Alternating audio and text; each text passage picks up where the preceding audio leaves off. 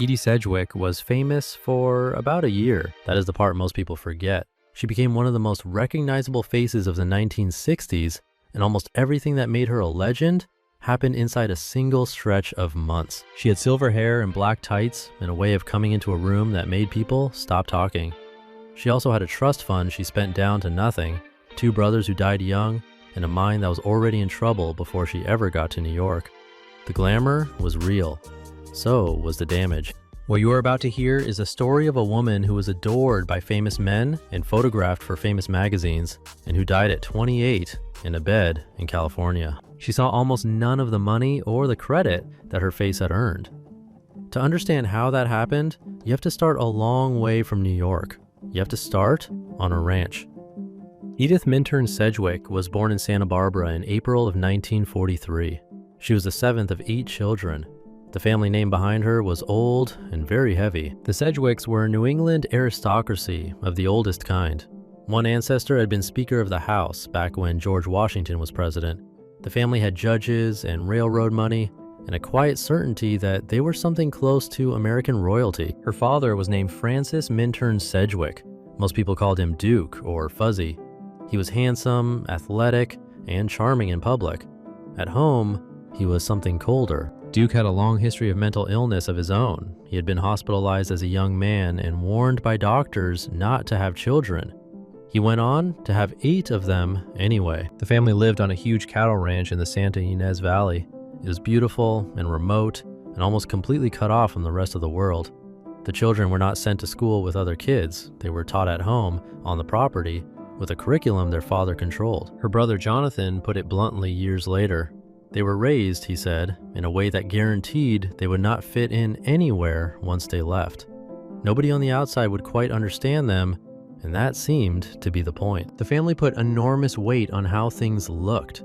The Sedgwicks were supposed to be beautiful, athletic, and effortless, and any crack in that image was treated as a kind of betrayal.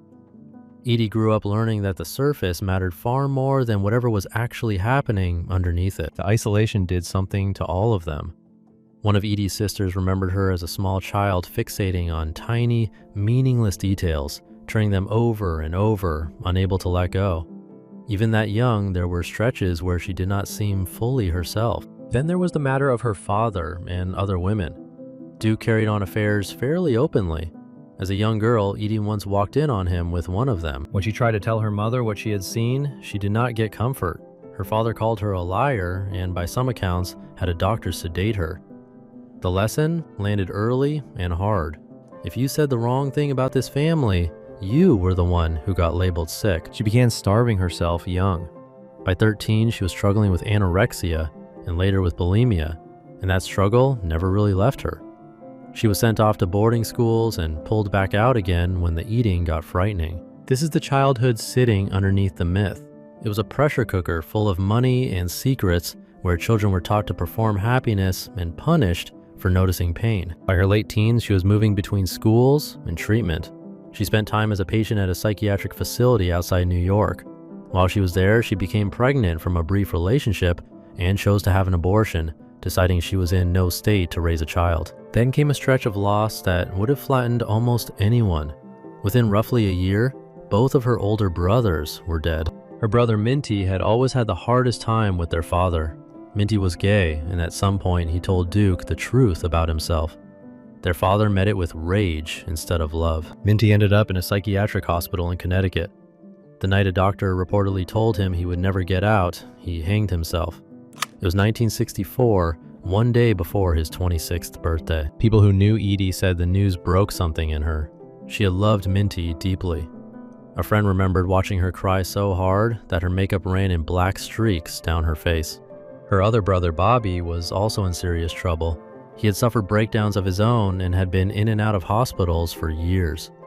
On New Year's Eve, riding a motorcycle without a helmet, he drove into the side of a bus. Bobby died from those injuries in early 1965. So in the space of about 12 months, 2 of her brothers were gone. One had taken his own life, one had gone out on a motorcycle, and both were young men the family had already filed away as troubled. Edie was barely in her 20s and carrying all of that when she came to New York to stay. She had been studying arts up in Cambridge, working on sculpture, when she decided to go. The city was where she went to become a new person. She arrived with a trust fund of around $80,000, which was a small fortune at the time. She also arrived with taste, restless energy, and almost no sense of a limit. New York was never going to slow her down. She moved into an apartment on the Upper East Side that her mother decorated for her. She went out almost every night. She took whole groups of friends to expensive dinners and picked up the check without a second thought. A friend who drove her around the city later said she ran through the entire $80,000 in roughly 6 months. When someone finally told her the money was gone, she simply did not believe it. She was a Sedgwick. In her head, there would always be more. She started using drugs around this same time. There were diet pills and amphetamines, the kind of thing that fit neatly with not eating and staying up all night. The speed and the starving fed off each other. People who met her in those years almost all described the same thing. She made whoever she was talking to feel like the only person in the world. She gave money away, she pulled strangers into her circle, and she seemed to need an audience the way most people need air. So by the time she met the man who made her famous, she was already a great many things at once. She was grieving, rich on paper and broke in practice, beautiful, very funny, and quietly coming apart. Andy Warhol did not build any of that. He just pointed a camera at it. They met in early 1965. Warhol ran a studio on the east side of Manhattan that everyone called the Factory. It was lined with silver foil and packed with artists, addicts, and hangers-on, and it ran on a strange blend of creativity and cruelty. Warhol was fascinated by her almost on sight. She was rich, she was quick, she carried that famous old name, and she came alive in front of a lens. He started putting her in his films right away. These were not normal movies by any stretch. They were long, plotless, and deliberately strange. The camera would just sit there and watch her wake up, do her makeup, smoke, talk, and exist. That should have been unwatchable. With Edie in the frame, somehow it was not. She had a quality that held your eye even when nothing at all was happening, and Warhol understood that better than anyone around him. The work itself was not glamorous to make. For a real screen test, she would sit under hot lights and be told to hold still and stay quiet for minutes on end. What looked effortless on film was, in the room, a strange kind of endurance test, and she passed it without ever seeming to try. He started calling her his superstar. The word was brand new then, and the two of them helped shove it into everyday speech. They went everywhere together and started to look almost like a matched pair. There was something new in what she actually represented. She was famous mostly for being herself in front of a camera, for a presence rather than a performance or a body of work. It was a kind of fame that would not have a proper name for decades, and she was one of the first people to live and die by it. She cut her hair short and sprayed it silver to echo his wig. She wore black leotards and tights, huge chandelier earrings, and not much else. The look was instantly hers, and people all over the city began copying it. In August of 1965, Vogue ran her picture and called her a Youthquaker. The magazine's famously fierce editor praised her dark eyes and her endless legs. Life magazine put it more playfully, joking that she was doing more for black tights than anyone since Hamlet. For a few months, she was genuinely everywhere at once. She was the girl other girls wanted to look like. In the slang of the moment, she was the girl of the year. Her effect on fashion went past a single magazine moment. Women's Wear Daily named her one of New York's fashion revolutionaries, listing her alongside designers who were genuinely changing how women dressed.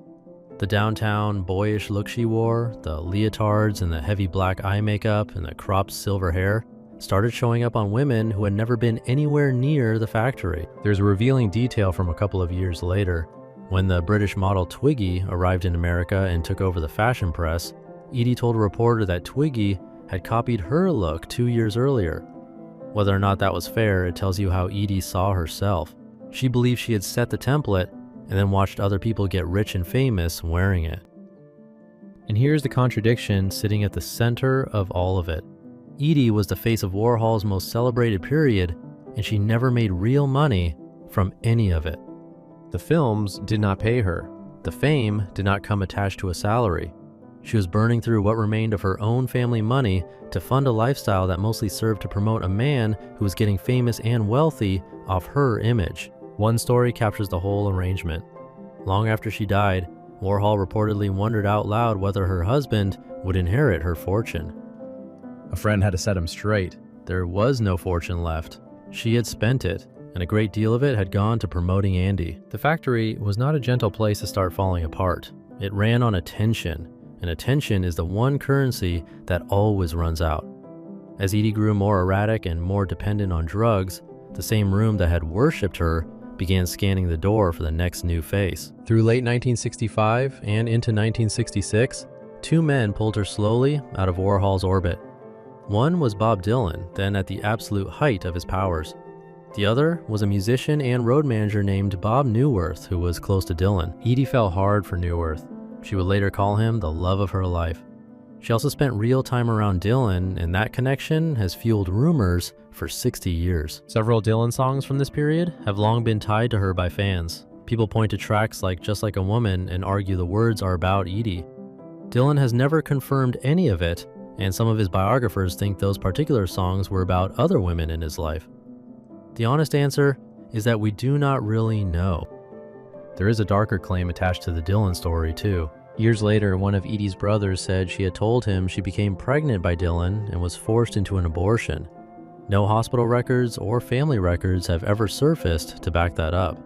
It belongs in the category of things people have said about her, not things that can be proven. What does seem clear is that the Dylan world offered her something the factory never had. It dangled the idea of a real career, a real film, real management with real money behind it.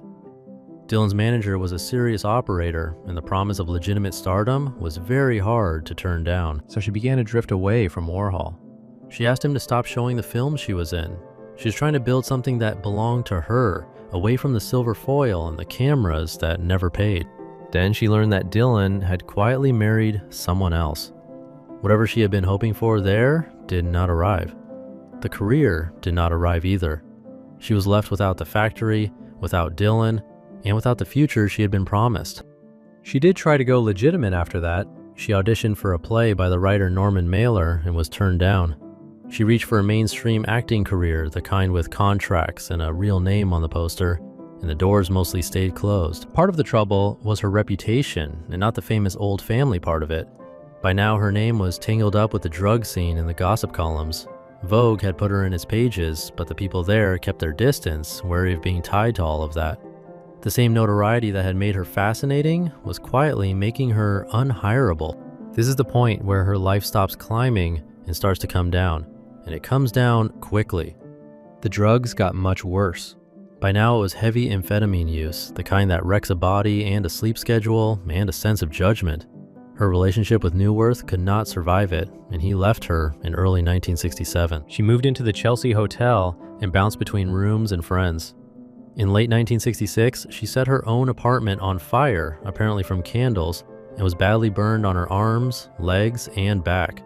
She would reportedly start more than one fire during these years. To keep getting money, she did things the earlier Edie never would have done. She took antiques and art from her grandmother's apartment and sold them off. She was arrested at one point and ended up on probation. Running underneath all of this was a film called Ciao, Manhattan.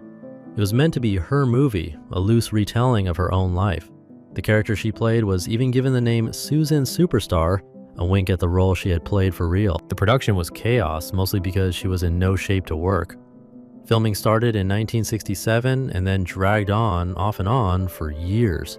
The people around it later admitted that nearly everyone on set was using speed and that they could not reliably get her well enough to shoot. In and around all of this, she was hospitalized over and over. There were more psychiatric wards, more treatments, including a long run of electroshock therapy. In October of 1967, while she was in one of those hospitals, she got the news that her father had died. Sit with that for a second. The father who had controlled her, doubted her, and called her crazy was gone, and she heard about it from inside a psychiatric ward. Whatever she might have needed to settle with him, she would never get the chance now. Eventually they finished Ciao, Manhattan by filming the last stretch in California, with Edie clearly deep in addiction. Nurses supervise her on set. In one scene, she acts out a shock treatment, and not long after, in real life, She was back in a clinic receiving the real thing. By this stage, the distance between the legend and the person had grown enormous. The woman on those Vogue pages had been 22 and luminous. The woman finishing that film a few years later was visibly sick, slurring through her own story while a camera rolled. The very instinct that had made her a star, that pull toward the lens, was now busy documenting her coming apart. It is worth stopping the story here to say one thing plainly. The popular version of Edie Sedgwick treats her as a girl who was used up and tossed aside by Andy Warhol. And there is real truth in that picture, but the fuller version is sadder and more tangled. She was already deeply unwell long before Warhol, shaped by a brutal childhood and a family soaked in mental illness. He did not hand her the grief or the drugs. He found a beautiful, damaged young woman and made art out of the damage. Both of those things are true at once. The factory exploited her, and she very likely would have struggled and suffered no matter whose orbit she fell into. Treating it as purely Andy's crime flattens her into a simple victim, and she was a much bigger figure than that. By the end of the 1960s, she had circled back to where she started, living near Santa Barbara again. She spent time as a patient at Cottage Hospital, which happened to be the same hospital where she had been born. There she met a young man named Michael Post, who was a fellow patient. The two of them grew close, and in the summer of 1971, they got married. For a brief window, she actually seemed to steady herself. She stopped drinking and stopped taking pills for a while. Then a physical illness led a doctor to prescribe her medication for pain. Barbiturates came back into her life to that legitimate prescription, and her old habits came back with them. She would sometimes claim she had lost her pills in order to get more and mixed them with alcohol. On the night of November 15th, 1971, Edie went to a fashion show at the Santa Barbara Museum. By chance, a television crew was there shooting footage for a documentary series. Edie, still pulled toward a camera after everything she had been through, walked over and talked to them. After the show, she went on to a party. There, one of the guests turned on her and called her a heroin addict in front of the room. She had been drinking and she was shaken, and she phoned her husband to come and take her home. Earlier that same night, as the story goes, someone had read her palm and gone quiet at how short her lifeline was. Edie reportedly answered with no fear at all. She said it was okay, she knew. She and Michael went home and went to bed. He woke the next morning on November 16th and found her dead beside him. She was 28 years old. The coroner ruled it acute barbiturate intoxication. The death was officially recorded somewhere between accident and suicide, the way so many of these deaths are. Friends later said she had suspected she was pregnant and that on that very last night, she had told her husband she meant to leave him. She was buried in a small cemetery in Ballard, California, not far from the ranch where the whole story began. The grave is plain. The crowds that had once turned to watch her walk into a room were long gone by then. And here's the strange part. The fame she could never turn into money or safety while she was alive only grew after she died. A major biography came out in the early 1980s, built out of interviews with the people who had known her. It turned her into the cautionary legend of the decade. Much later, her own sister wrote a book trying to make honest sense of Edie, Andy, and what really passed between them. Her image refused to fade. Designers named her as an inspiration. Musicians kept writing songs about her for decades, starting while she was still alive, when the Velvet Underground recorded a song about her at Warhol's request. A full feature film was eventually made about her life, with a famous actress playing her on screen. Not all of those tributes were kind, or even accurate. Some of them shrank her down into a doomed party girl. Others used her as a prop in someone else's story. The songs and the films kept her name alive, but they also kept reshaping her into whatever the artist of the moment needed her to be. There is something genuinely uncomfortable in all of it. Edie spent her short life being looked at, and she has spent every decade since her death being looked at all over again. The watching never stopped. It just stopped paying her anything. So who was she underneath the silver hair and the black tights and the legend that grew up around her? She was a smart, funny, badly wounded woman from a family that hurt her, who walked into the brightest room of her era and burned all the way through it in about a year. She was not only a victim, and she was not only a party girl. She was someone who desperately wanted to be seen, raised by people who had taught her that being seen was dangerous. She finally got all the attention she had ever wanted at the exact moment she was least able to survive it.